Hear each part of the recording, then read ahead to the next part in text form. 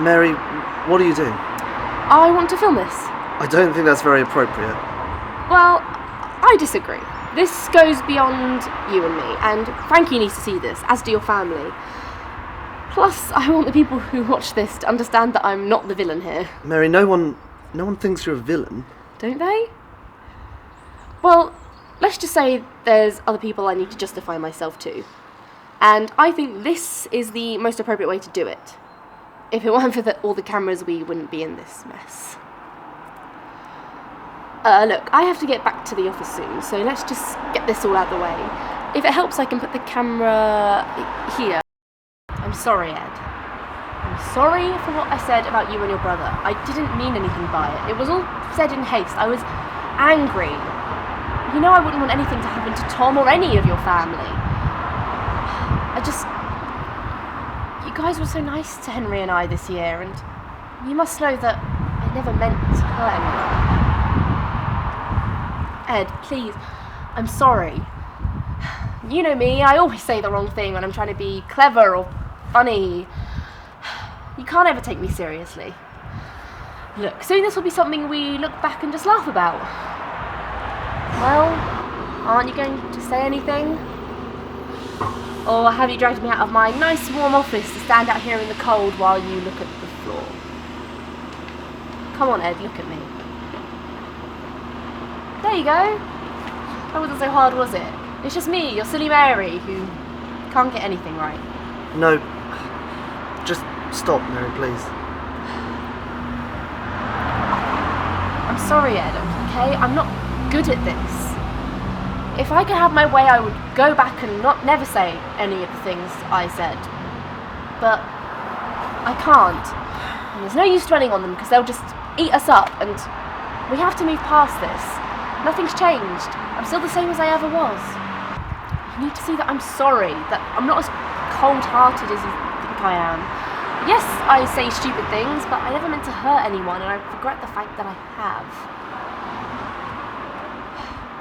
I regret keeping secrets from you.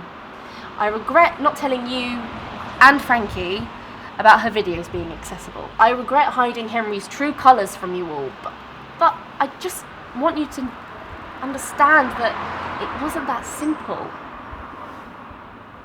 Henry loved Frankie. No, Ed, he did. He really did. And I was hoping that eventually maybe Frankie might feel the same way.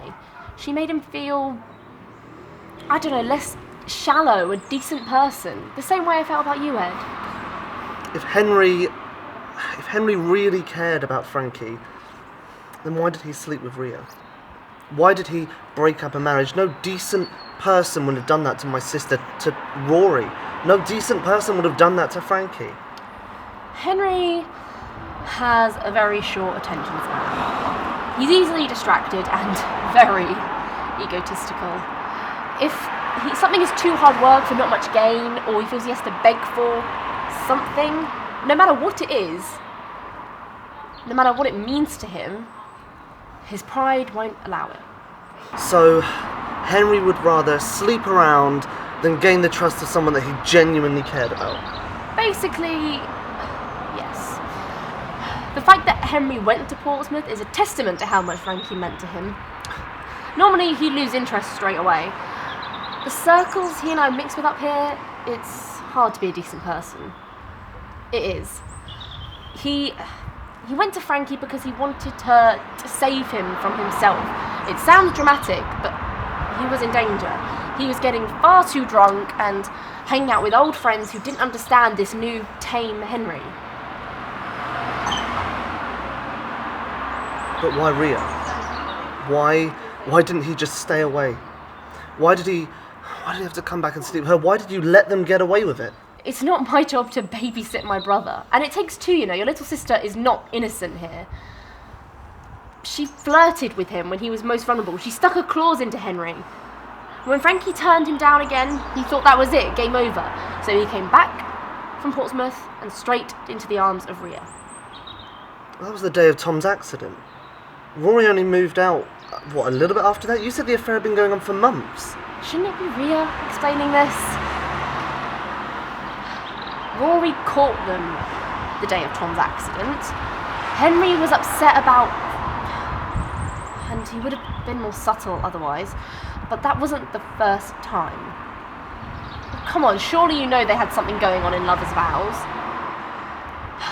I'm pretty sure they got quite close whilst they were rehearsing, if you know what I mean, but Rhea broke it off when your dad came back.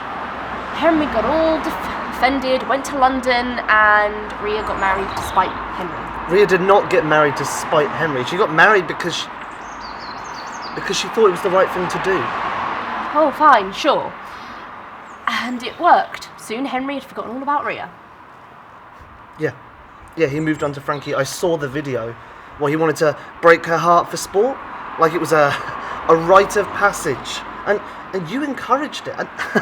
And then you put the video on the internet. Because I knew they would be good for each other. And they were. Frankie brought out the best in Henry, and he brought out her confidence. But you knew that Frankie could never love him. Not really. Even if he loved her, which I still find hard to believe. And he would have given up sooner. A lot sooner if you hadn't encouraged him. One thing I don't understand. Why did you lie about the earrings? Why did you pretend that they were your gift? I don't understand that. Simple. I wanted Frankie to wear them. She wouldn't have worn them if she knew Henry had got them, and I wanted Henry to see her wearing them, because then he would have thought that she'd chosen him. But she didn't. She preferred yours. I wish you could have been truthful. You know, I wish you hadn't lied to Frankie. She didn't deserve that. It's not fair. It's not fair that you blamed her for Henry's behaviour. And that's what I'm sorry about the most. I know it's not Frankie's fault. I wish she'd loved Henry. I can see that she's better off without. But I'm going to miss Frankie. Henry and I move in toxic circles. And for the first time since school, I felt that Frankie was the first friend I didn't have to be on top form for. I didn't have to compete with. That she would listen to my problems and wouldn't compare them to her own. I could laugh and be myself with her. For those short 7 months, Frankie Price, a housekeeper from Portsmouth, was my best friend. And so Frankie, if you ever watch this, I'm sorry. I'm sorry for the things I've said and the things I've done. I'm sorry, I thought I was doing the right thing, and I realise now that I was wrong. You're better off without him. Without me. Do you think Frankie will forgive me? Frankie? Probably. Yeah, she always sees the best in people.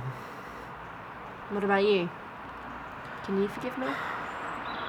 Yeah, maybe. I don't know. I need time to wrap my head around everything. For God's sake, Ed. It's got nothing to do with you and me. It's just our siblings, ruining everything. Before this, everything was so perfect. Well, no. Come on, Mary. It's not just Rhea and Henry's stupidity that was our only problem. You remember all the arguments and the bickering that we had long before Tom's accident. But those were just silly little things. Every couple argues over silly little things. Mary, we would have never worked. We're just from two totally different worlds. I mean, in hindsight, it's plainly obvious. And you would have kept harassing me until I was the director of Mansfield Park alongside Dad. I'd have had to have given up one of the biggest aspirations of my life, teaching. And you know what? Eventually, I would have caved.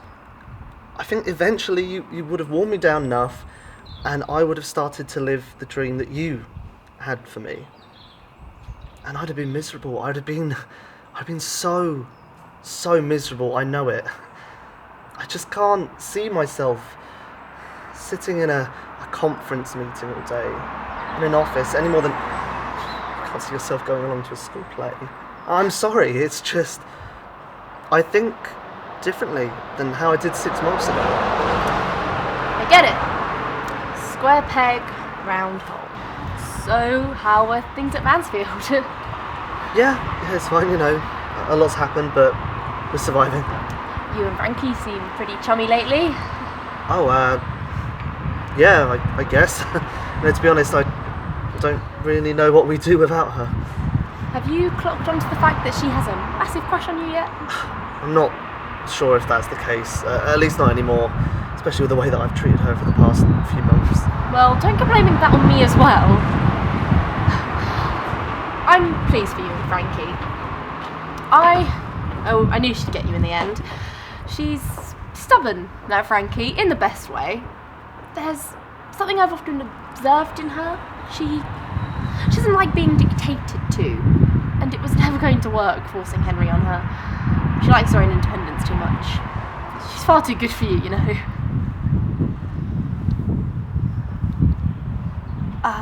See, I've gone and done it again, haven't I? Said the wrong thing.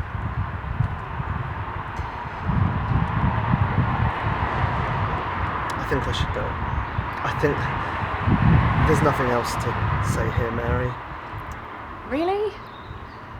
I think there might be. I still get the impression that you think Henry and I are the devil incarnate. No, I don't think that. I'm a little bit disappointed. I really thought that you would be able to see the damage that Henry and you have done to our family. Some of it irreversible. God, Ed, Henry's hurt a lot of people, I know, but I can't hate him any more than you could hate Rhea. And I have to stick by him. He's my brother. Who else will? Yeah, that's true. It's like what you said, Rhea's not innocent. She has to take some of the blame, and yeah, I have to stand by her. I have to support her. And that's one of the reasons that I'm gonna be getting the next train back from Waterloo. Is everyone home tonight? Yeah. It must be nice having everyone home. I miss being part of the Mansfield family. Do you think I could maybe visit? See Frankie? No, Mary, probably not. I don't think that's the best idea. You should be getting back. I'm glad that this is how we could end this. Well, you don't go yet. I mean, look, I don't have to be back for anything. Let's go get a bite to eat. There's a nice coffee place around the corner. No, I really should go, Mary. There's nothing else to be said. It doesn't mean we can't have a drink.